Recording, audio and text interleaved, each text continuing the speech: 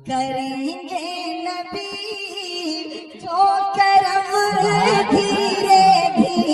अस्सलामु अलैकुम रहमतुल्लाहि व बरकातुहू। अल्हम्दुलिल्लाह अल्हम्दुलिल्लाहिल्लज़ी हदाना लिल ईमान वल इस्लाम वस्सलातु वस्सलामु अला सय्यिदिना मुहम्मदिन नबिय्यिहिल्लज़ी इस्तंक़ज़ना बिही मिन इबादतिल औसान वल असनाम व अला आलिहि व अस्हाबिहि नुजबाइल बररतिल किराम।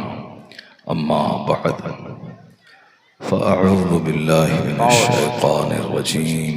बिस्मिल्लाहिर्रहमानिर्रहीम। इन्नल्लाहा युहिब्बुल मुत्तक़ीन। सदक़ल्लाहुल अज़ीम। कभी कभी इस तरह के बड़े जलसे देखने को मिलते हैं। 100, 200, 1000 तो रोजाना देखने को मिलते हैं, मगर हजारों की तादाद में सामाईन हों ऐसा जलसा कभी कभी देखने को मिलता है। धनगवां के नौजवानों ने मुफ्ती नईम साहब की सदारत और क़ियादत में और यहाँ के सारे उलमाए कराम की रफ़ाक़त में एक अज़ीमुश्शान इजलास का इनेकाद किया। ऐसी तारीख़ी मजलिस कि जिसे इस इलाके की आने वाली नस्लें भी याद रखेंगे।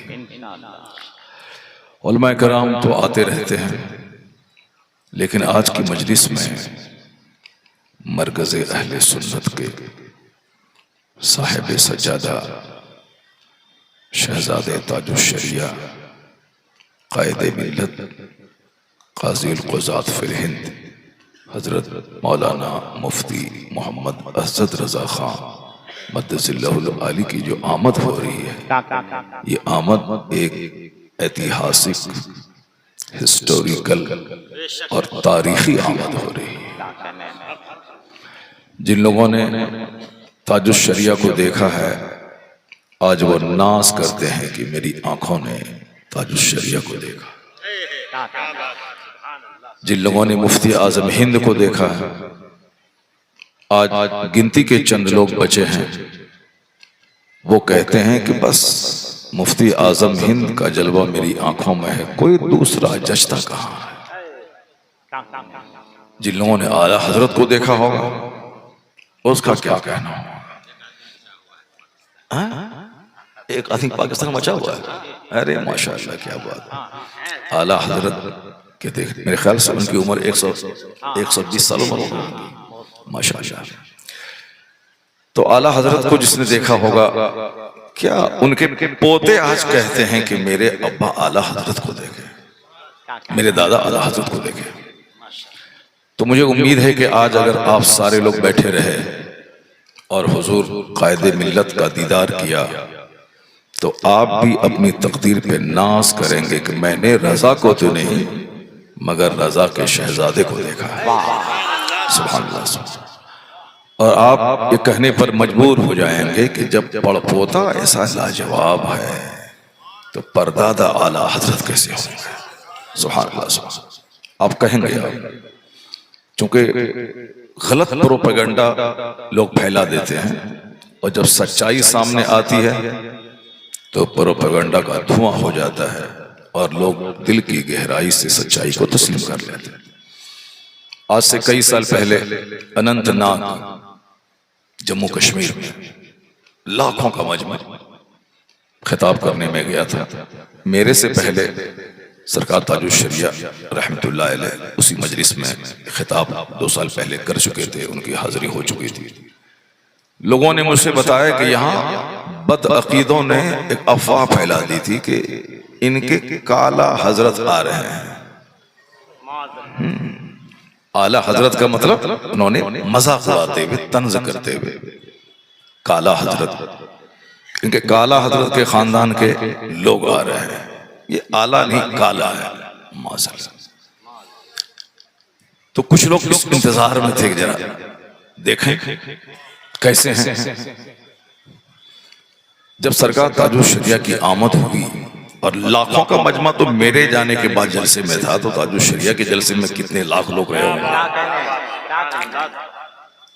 तो जब लोगों ने ताजुल शरिया को देखा तो कहा, अरे ये चांद आसमान से जमीन पे उतर आया।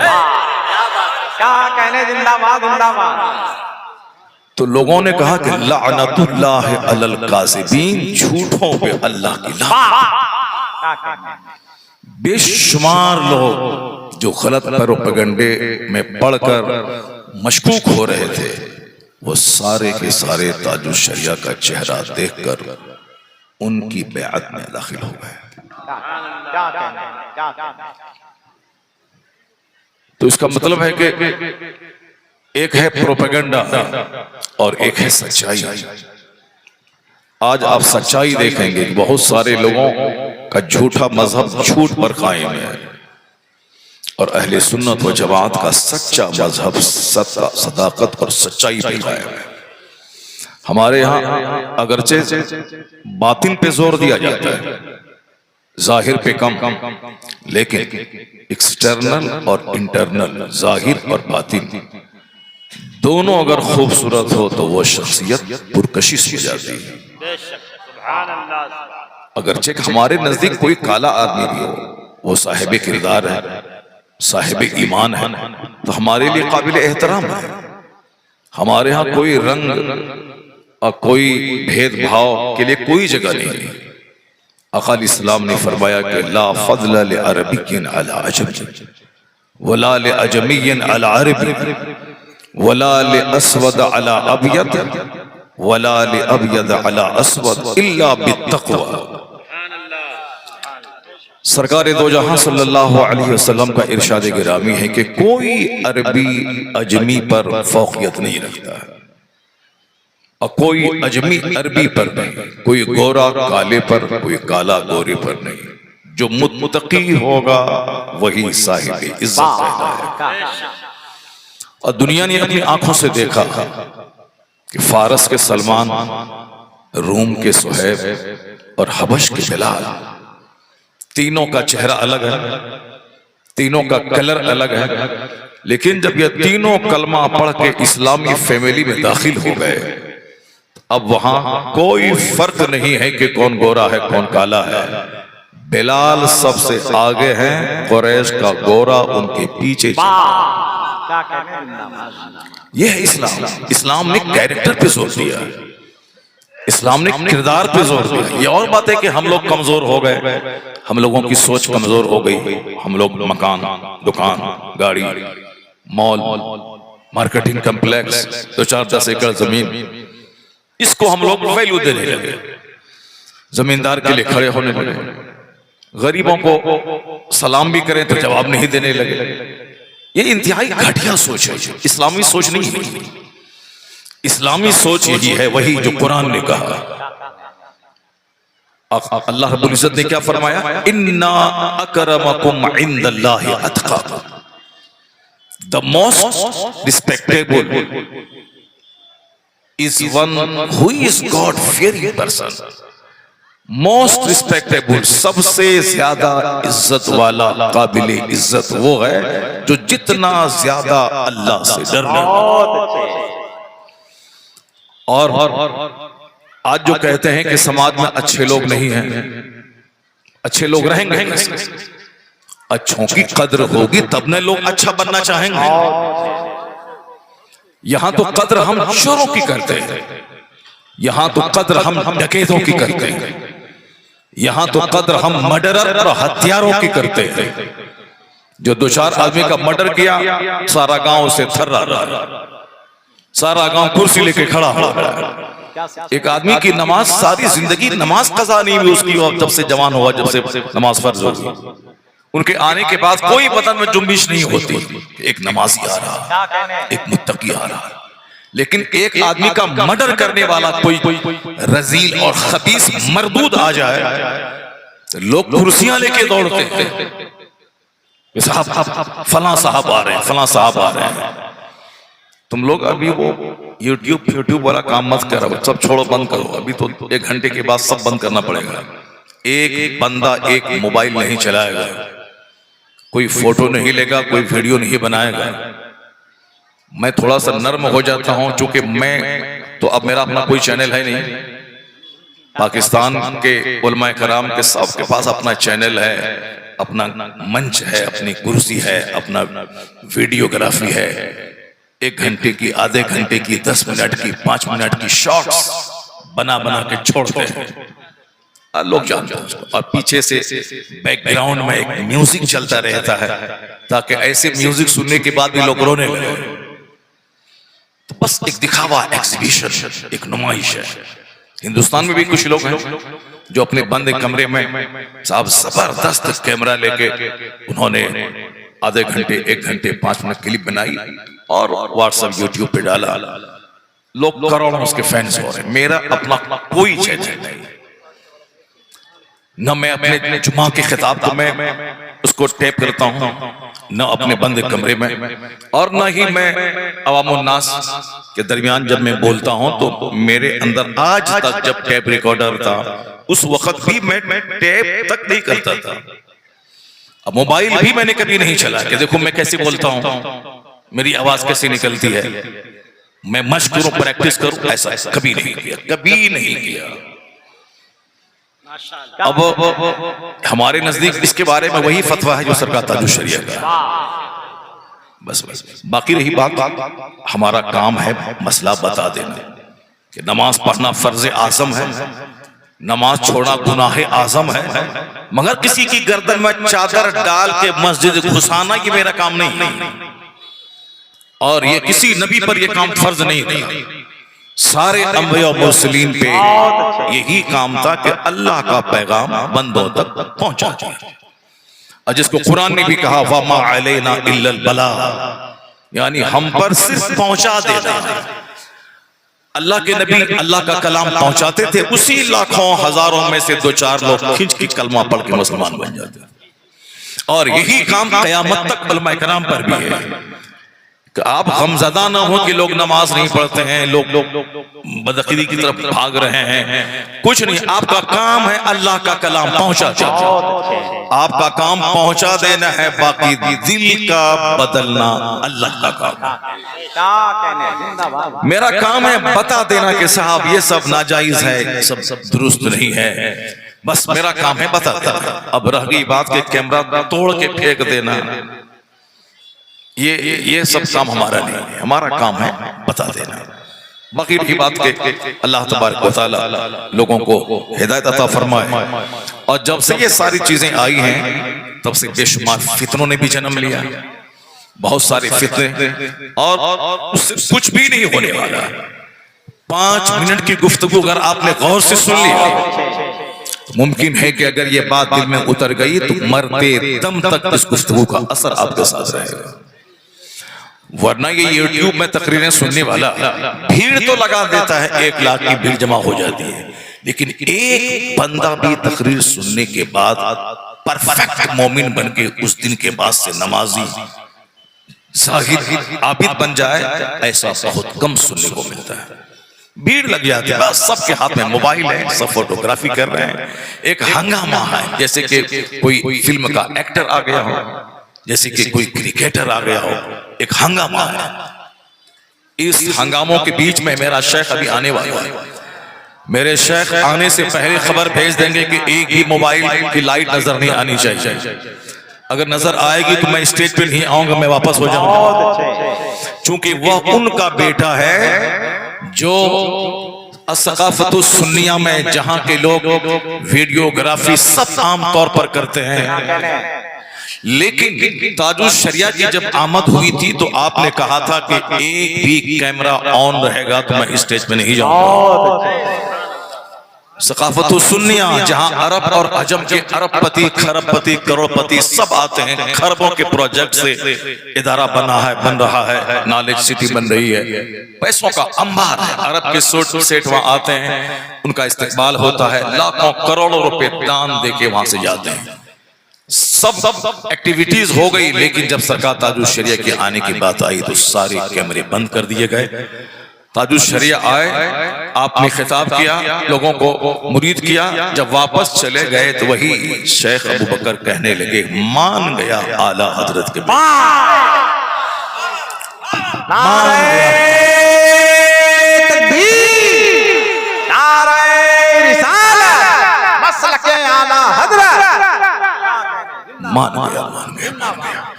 इन हंगामों के बीच में कोई हो तो सख्ती से शरीयत पर अमल करने वाला।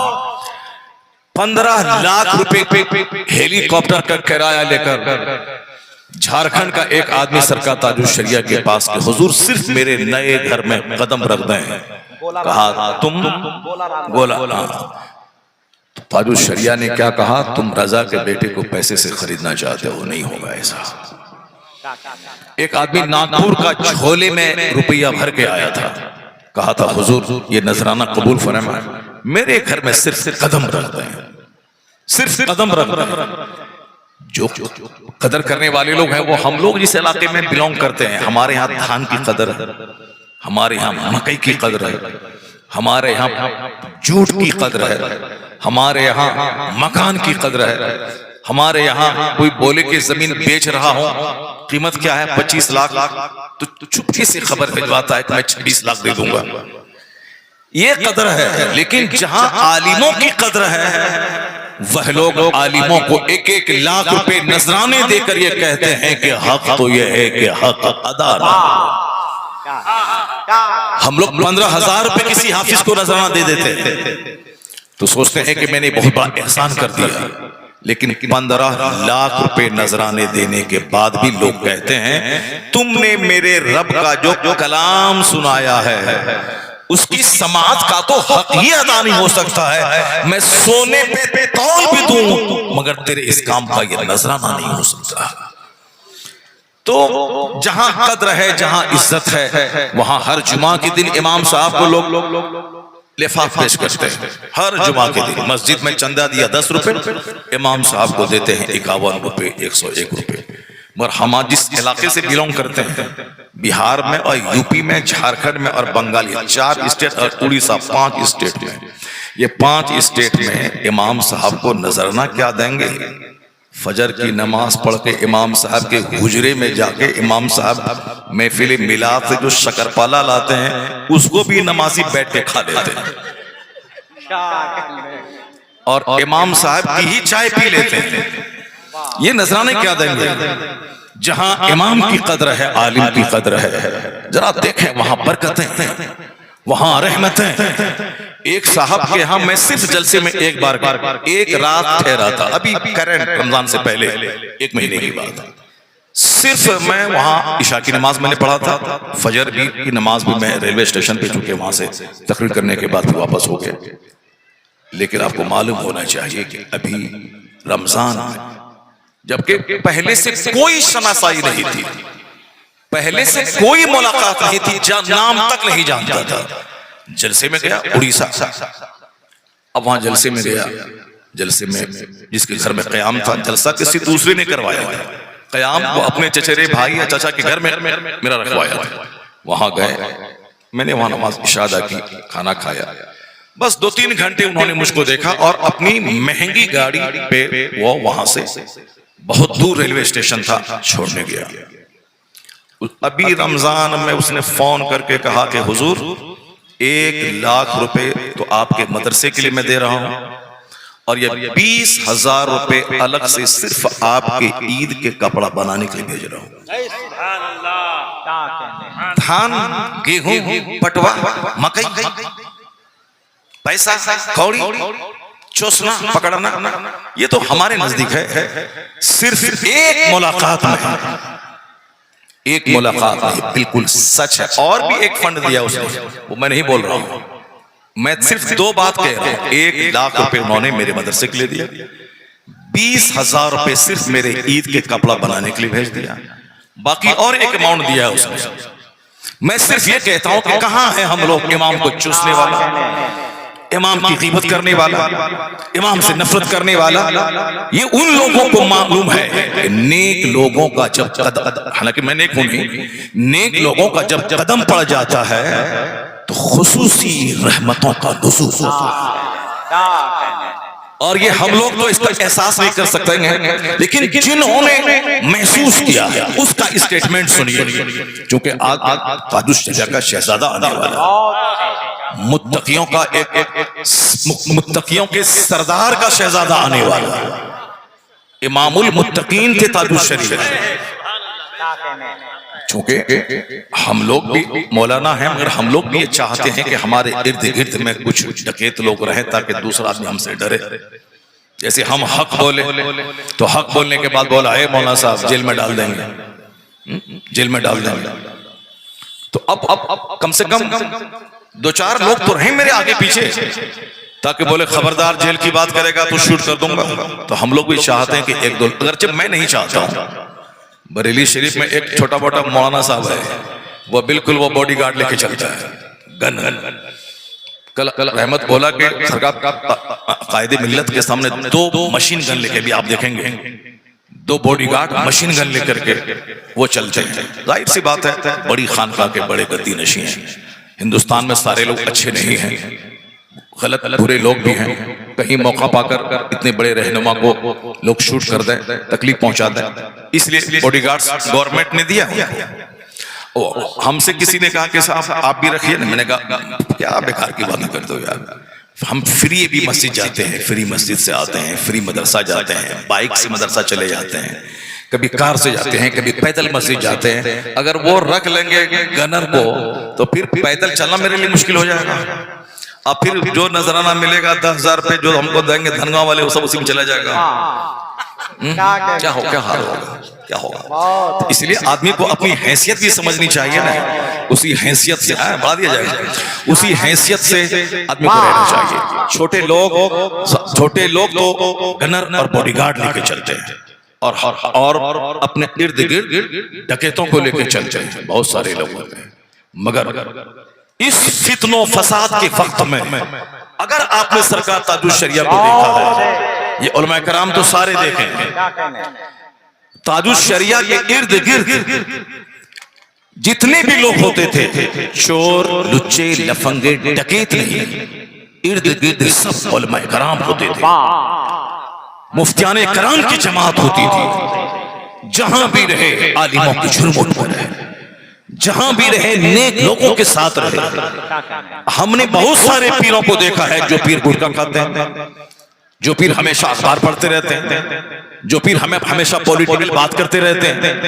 अगरचे पॉलिटिकल बात करना बुरा नहीं है, लेकिन हर वक्त करते रहना ये बहुत बुरा है। जरूरतन करे हम लोग भी न्यूज सुनते हैं, अब गाड़ी पे बैठे, अब जलसे में जाना है, रास्ते में 1 घंटे का सफर है, अब घर में सुन नहीं पाए, जोहर पढ़े, असर पढ़े, मगरिब पढ़े, अब सुन नहीं पाए, तो अब चलो ये रास्ता है, अब लगा दिया न्यूज।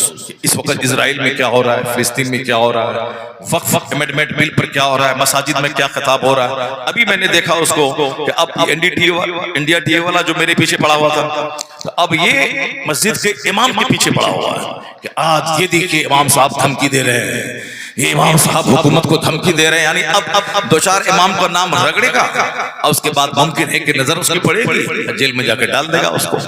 यानी इस तरह की खबरों का जाना। तो मैंने आज के जुमा में वक्फ बिल पे मैंने खिताब किया, मगर ये नहीं किया कि मार देंगे, काट देंगे, पीट देंगे, हुकूमत को हटा देंगे, नहीं। मैंने कहा मुसलमान आजमाइशों से गुजर रहे हैं, आजमाइशों से गुजरना होगा।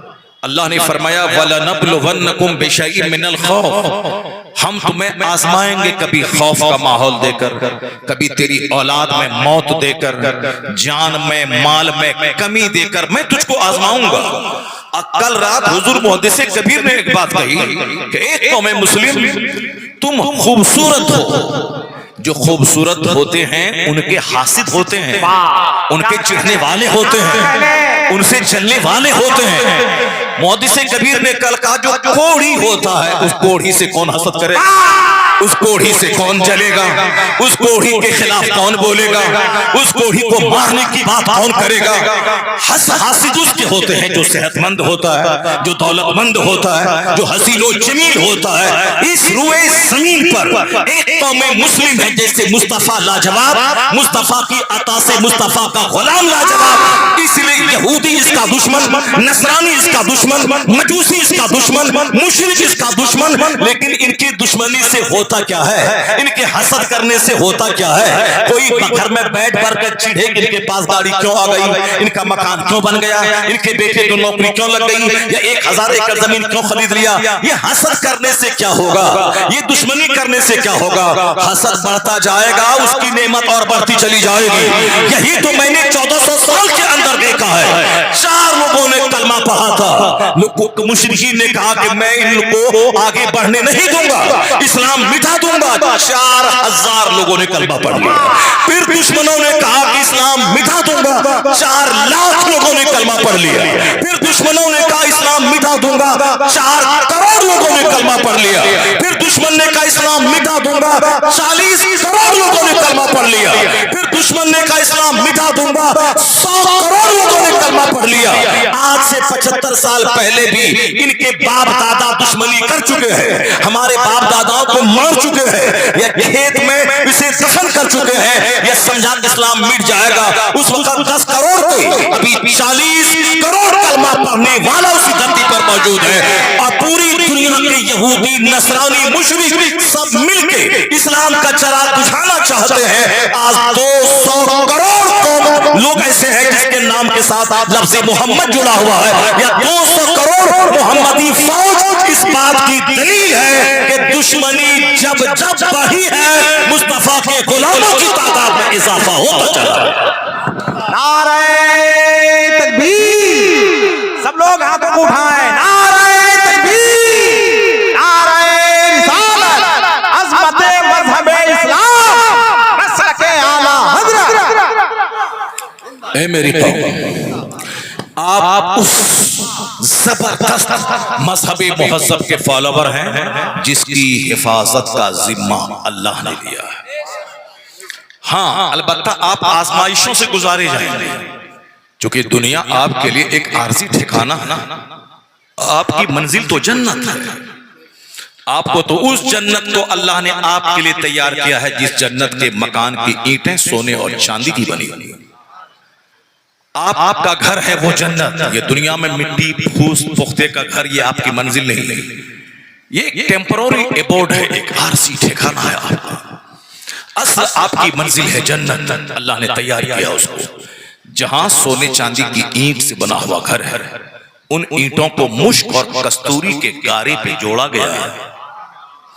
जन्नत की जो जमीन है वह हीरे जवाहरात की जमीन है। हम लोगों ने हीरा देखा नहीं है, डुप्लीकेट हीरा है, मगर ओरिजिनल हीरा देखा नहीं है। और जन्नत में हीरा नहीं, हीरे की जमीन होगी। यहाँ हमारी जमीन मिट्टी की है, यहाँ हमारी कंकड़ पत्थर की है, मगर जन्नत की जमीन हीरे और जवाहरात की होगी। हम लोगों ने खूबसूरत औरत को नहीं देखा। ये हमारे बच्चे छोकरे जो किसी लड़की का मुंह देखा, नाक देखा, फिदा हो गया, जिसको डीएम बनना था, चपरासी भी नहीं बन पाया। कैसे बनेगा? अब डीएम बनेगा जो 24 घंटे किताब के पीछे लगा रहेगा, वो ना डीएम बनेगा। क्या साहब? जो 24 घंटे किताब पढ़ेगा, जो कम खाएगा, जो कम बोलेगा, कम सोएगा, ज्यादा पढ़ेगा। क्या लम्हे फिक्रिया है, जिंदाबाद जिंदाबाद, ज्यादा पढ़ेगा, बहुत अच्छे, बहुत। तो वो डीएम बनेगा, वो आईपीएस ऑफिसर बनेगा। और जो काम चोर होगा वो बोलेगा नहीं नहीं, हिंदुस्तान में मुसलमानों को कहाँ नौकरी मिलती है। उनको बोला कि मेरे सामने 2 तमाचा उसके चेहरे पे मारेंगे। बहुत अच्छे। क्या अभी 15 दिन पहले रिजल्ट निकला है, 41 बच्चे मुसलमानों के आईएएस निकालने में कामयाब हुए। क्या कहने? 41 बच्चे, ये जबरदस्त रिजल्ट है।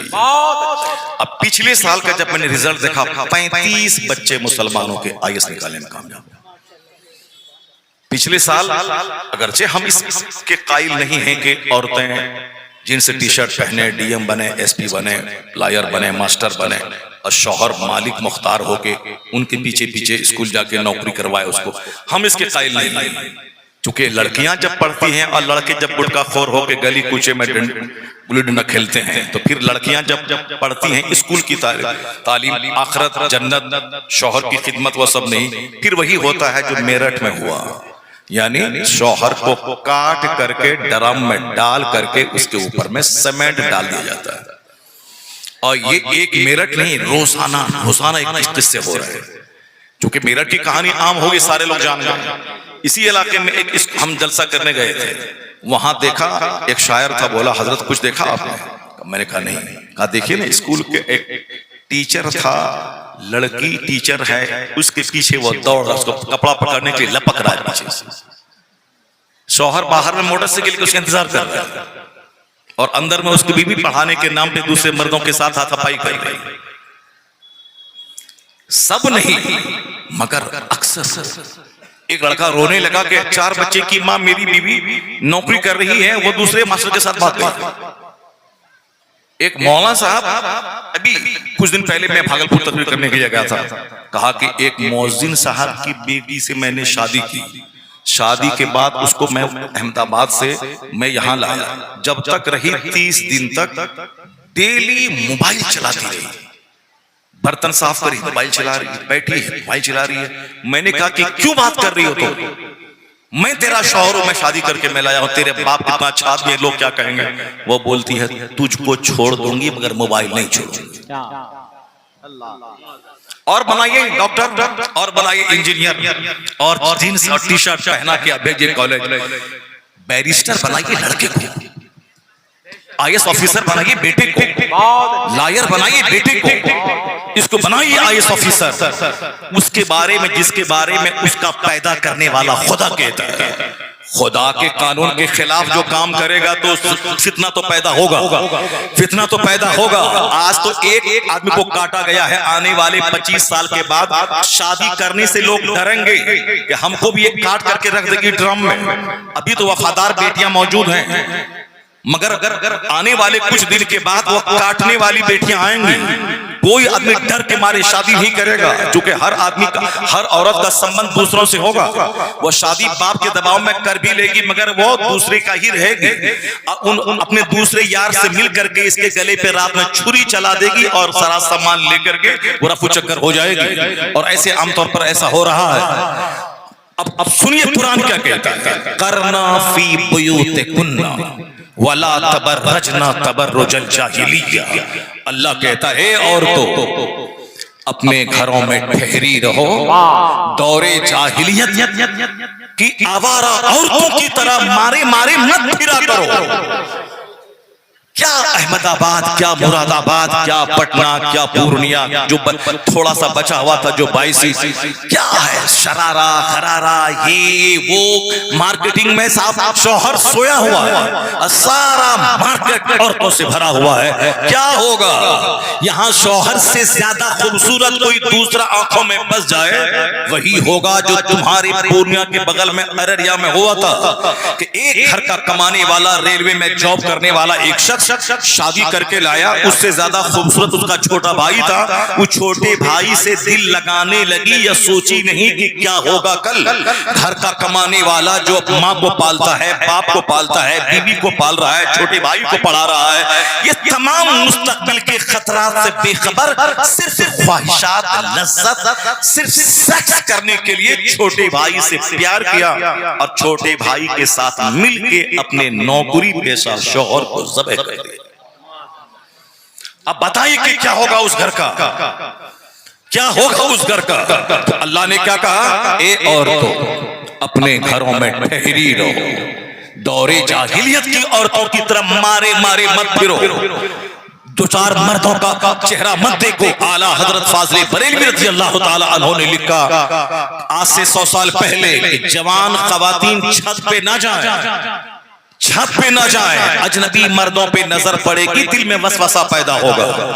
आला हजरत ने कहा कि जवान बेटियों के हाथ में कलम ना दें, वरना आज ना मोबाइल है प्यार मोहब्बत करने का जरिया, पहले लव लेटर खत था, खत हाथ से लिखा जाता है। कहा गया था कि कलम इसके हाथ में ना दें। ऐसा नहीं कि उस जमाने की औरतें आज के जमाने की औरतों से ज्यादा गई गुजरी थी, नहीं, उस जमाने की औरतें तो आज के मुकाबले में ज्यादा पारसा थी, लेकिन खतरात थे। क्यों? आला हजरत ने बारहा कई जगहों पे उस हदीस पाक का हवाला दिया है कि हजरत अंजशा रदी अल्लाह ताला अन्हा एक सहाबी रसूल थे जो आपके साथ चलते थे आगे आगे। वो हमदे इलाही, नाते नबी या इस्लाम के अजमत के ताल्लुक से कोई नज़्म ही पढ़ रहा था।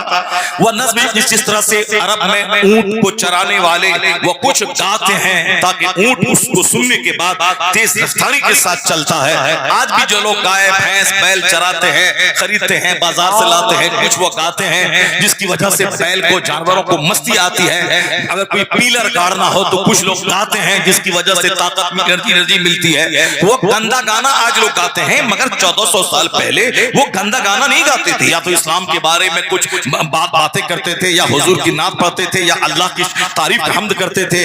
लेकिन आवाज थोड़ी तेज हो गई, बुलंद हो गई, तो हुजूर ने क्या फरमाया, ए अंजशा आवाज थोड़ी धीमी कर ले, मेरे साथ कच्ची शीशियां हैं। अल्लाह समद, मेरे साथ कच्ची शीशियां हैं जो जरा सी ठेस लगने से टूट जाती है।